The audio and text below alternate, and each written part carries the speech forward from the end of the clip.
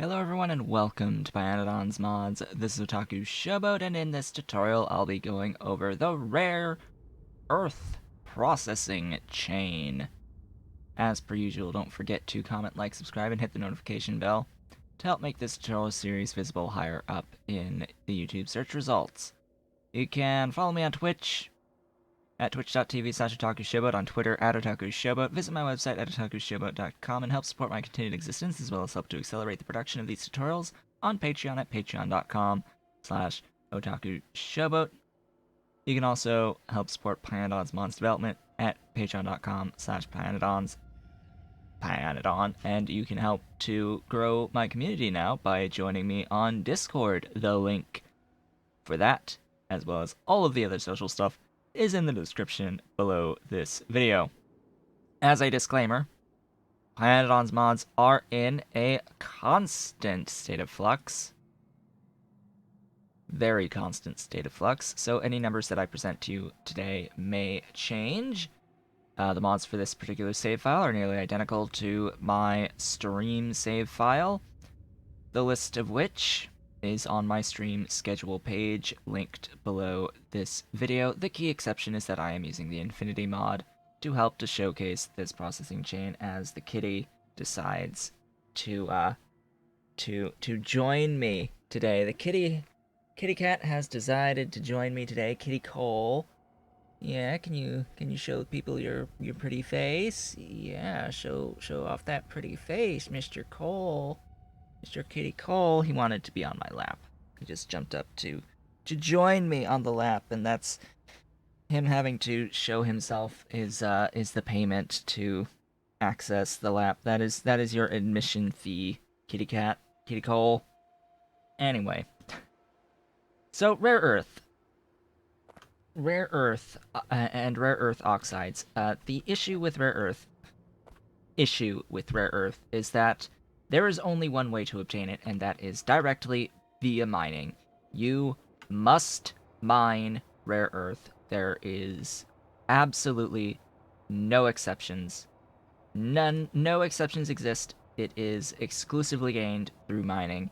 As sad as that is, and it is necessary to complete the game, so if you're playing with just the Pyanodons mods suite without any additional mods impacting it, there's no other way to get rare earth. I'm sorry just to report that this is the one and only necessary item to complete the game that you cannot obtain without mining. So there's no like infinite method from water to get your rare earth by default, which is sad. Very, very sad. Fortunately, mining it only needs power. Like, it's just the extractor on a rare earth bolide, and you're done. Now, this extractor will extract, it says, mining speed 5 per second, but rare earth bolides have a mining time of 200%, which means that this is actually 2.5 ore per second per extractor, and that is how I have built the system here, is around the concept of mining 2.5, and trust me, you're not going to need too much more than that until you are actually truly scaling up your base massively, or getting into the later phases of the game, in which case that's later phase of the game and you need more when you just need more. But when you're first starting out and you're first setting up rare earth processing on your path to circuit 2s, where you'll find out that you'll need rare earth oxides for products going into the later parts of the circuit 2 chain, this is what you're going to have to do. That's when you're going to have to set it up. You will have your green science. You will ideally have all of your molybdenum set up, all your niobium set up, all your zinc set up, all of that good stuff, likely even nickel already set up. This is likely going to be one of your last things that you set up, one of your last ore processing chains. Technically, it is an ore processing chain that you will set up prior to actually finishing your circuit 2 chain, which is why all of our following tutorials after this are going to be directly leading into the circuit 2 production chain. And I'm realizing that I don't have next to me. Now I do. Now I have next to me what the list is for the coming tutorials. So there's going to be a few tutorials coming up that will lead into Circuit 2s as far as bits of the chain that deserve their own tutorial. Anyway, so this chain is short for rare earth, which is why I'm not particularly concerned about really discussing this as it is, but more its implications today. So, starts off pretty simple. We've seen before ore to powder, powder to dust, getting stone and gravel. That's basically like we've seen all this. And then dust plus organic solvent to get into mud, and then iron ore, a trace amount of iron ore as a byproduct. The mud with sulfuric acid, H2SO4, will become slurry plus tailings in a thickener. The fluid separator will take that slurry with ammonia, and H3 is ammonia, and then that will become solution plus uranium ore. Uranium ore, yeah, just... The first time I saw this, I was like, what? Now, I am also going to note, with rare earth, there are alternatives. There are alternative steps along the way. What I'm presenting to you here is the path that leads to the most rare earth oxide output, as far as I am aware. This is the path that will give you the most rare earth oxide output. There are alternative paths that require less on the inputs. Or that, yeah, they're basically just slight alternatives in the way that you can process some of these. I am not presenting those slight alternatives. I am presenting to you this method because this is how I've done this.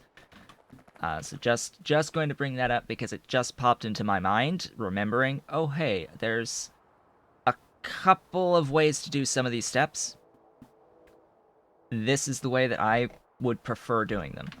The solution, with more sulfuric acid, this is very sulfuric acid heavy, by the way, as well as organic solvent heavy and ammonia heavy. That will become concentrate plus copper plates. And then the concentrate will become rare earth oxide with iron oxide as another byproduct. So our byproducts here, iron ore, tailings, uranium ore, copper plates, and iron oxide. And our outside inputs are organic solvent, sulfuric acid, and ammonia. That's really all there is to it. It's 7 steps. 1, 2, 3, 4, 5, 6, 7 steps. But if we go through, I should at least show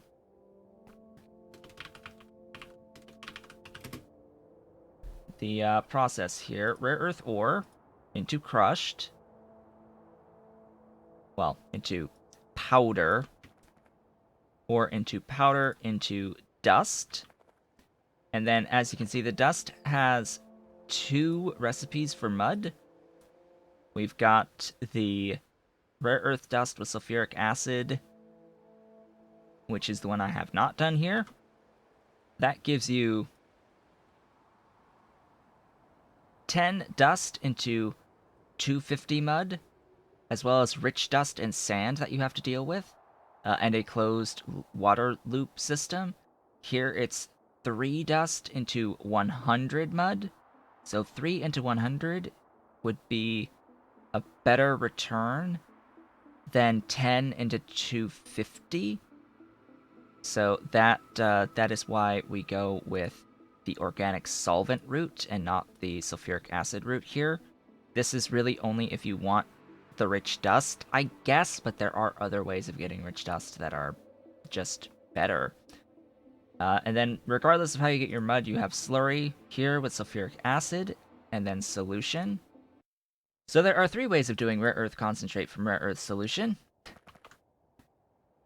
The one that we are doing is the one that adds sulfuric acid and gives us copper plates on its output. That one competes with cyanic, because cyanic would give chromium, which arguably you could use more of at this phase of the game, and it's less cyanic than it is sulfuric. But either way, as I've said before, I don't like being dependent, as the cat has now left the lap. I don't like being dependent upon byproducts, like, ever. I don't like being fully dependent on them, so if I'm going to be voiding out the byproduct anyway, I just decided I was going to use the sulfuric acid here because it's also used up in a previous step. There's no point in me bringing in another pipe for cyanic into this system when I already have sulfuric here, right? I hope that somewhat makes sense. But either way, it's up to you. You can do either of these two recipes. I would not suggest doing the one that does not have the outside input, even though it does give iron oxide that is very valuable to you. There are other better ways of getting a consistent source of iron oxide outside of this. And it only gives you like half the amount of concentrate for your rare earth solution. Here you get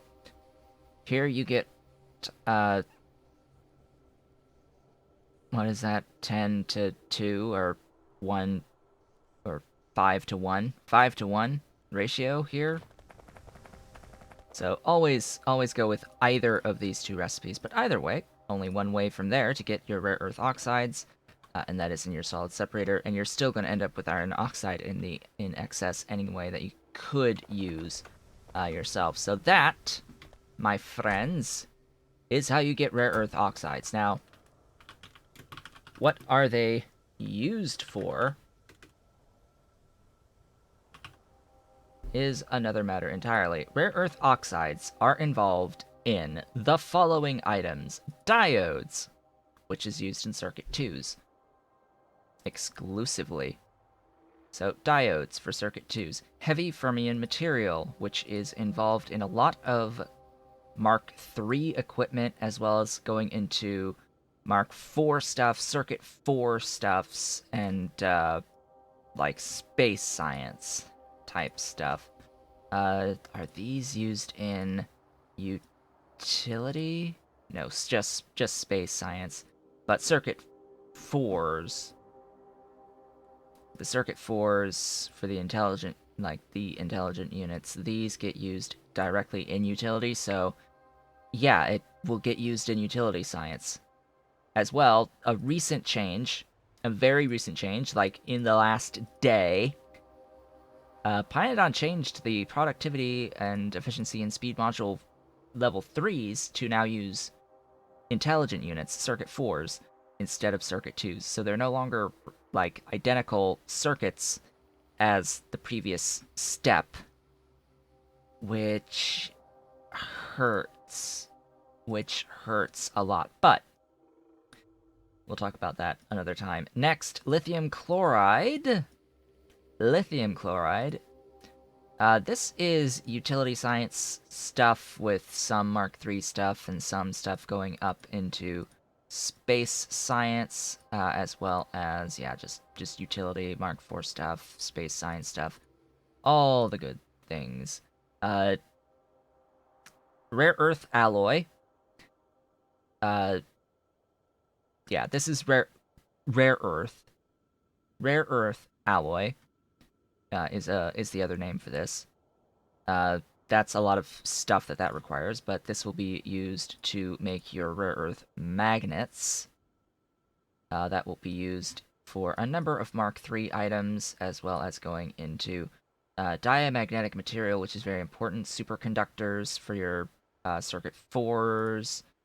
Again, like utility science stuff, high-tech bots, space science stuff, all of that late game stuff. Let's see here. You have these paradigmatic resistors. Those are the intelligent units. The YAG laser modules for these optical thingies. Again, the optical thingies. So note how much of this rare earth is involved in, how many of those items for those oscillators you need rare earth for. Heavy and doped silicon. We will have a dedicated tutorial, I think, for doped silicon coming up. All 4 types of silicon. Heavy P, heavy N, light N, and P-doped. Maybe quantum dots. I don't know if those really apply here. As well as the nano-electrochemical mechanical systems, but I guess it'll be a tutorial of what silicon wafers make. But heavy N doped silicon, again, a circuit 2 item that you will be needing to make, so that's very important on the path to circuit 2s. And then the rare earth tin alloy. This stuff is used in the production of circuit 3s at first. It's used for diode cores, which is used in SMD diodes, which is only circuit board 3s. So your only reason to make rare earth tin alloy is when making circuit 3s. So as you can see here, heavy end-doped silicon, circuit 2s, circuit 3s, through processor cores, through processors, only in circuit 3s, but you do need a few circuit 3s going into 4s, so by virtue of that, you need them for 4s as well. Yeah, so heavy N also used in transistors. Transistors only used in circuit board 2s. A small amount of circuit board 2s are used in circuit 3s, so therefore you need transistors going into circuit 3s and therefore into 4s. And just as you need circuit 1s to go into 2s, to go into 3s, to go into 4s, so it all builds on itself. But you can see here, early quote-unquote game, going into the mid-game when you make your circuit 2s, diodes, heavy end-doped silicon. Those are your 2 main things to concern yourself with, is diodes and heavy end-doped silicon. That's what's going to need the rare earth oxides. That's why you're going to set this up in the first place, and that's why you're not going to need too awfully much of it on the output here. That's why you're not going to need too awfully much of it. Note that we have 5 of these solid separators, so we end up, I believe it is a 1-to-1 with the rare earth oxides. Now, one thing that I have not done is look here to see that, yes, every single one of these steps along the way can use productivity modules. So as you get into circuit 2s, and as you start producing modules, specifically productivity modules, you can go back here and increase your output because rare earth is a non-renewable. Because rare earth is a non-renewable, as the cat returns again next to me, I would say always be as efficient as possible. As Kitty returns, which tells me that it is time to end off the video. Say bye-bye, Cole. Say bye-bye. It's time to end off the day, Mr. Kitty Cole. With that, I would like to thank you all for watching. We've reached the end of our rare earth oxide tutorial here. If you have enjoyed today's video, please don't forget to comment, like, subscribe, and hit the notification bell to help make this tutorial series appear higher up in YouTube search results. You can follow me on Twitch at twitch.tv/OtakuShowboat, on Twitter at OtakuShowboat, visit my website at otakushowboat.com, become a patron on Patreon at patreon.com/OtakuShowboat, as well as join my Discord server. The links for those are all below this video, and you can help support Pyanodons Mon's development at patreon.com/Pyanodon. I hope to see you all in our next tutorial, which is officially going to be optical fibers. The next tutorial will be optical fibers, as well as Kevlar, because Kevlar is involved in optical fibers, so we will be going all the way up nylon, Kevlar, and all of the stuff involved in the optical fiber, all of the cores, the glass cores, cladded cores, cladding for the cladded cores, niobium iron cores, I forget all of the various core steps, copper coating, uh, and then into eventually the optical fiber by adding Kevlar, adding copper coating to Kevlar for Kevlar coating, and then into optical fibers. So that is going to be the next tutorial. That will be followed by etching solution, and then the doped silicon tutorial, and then it's time to do circuit 2s, followed immediately by a chemical science packs, and that is going to be that for now. I hate when the answering machine goes off right at the end of the video. So with that, again, thank you all for watching, and I'll see you all on the next one.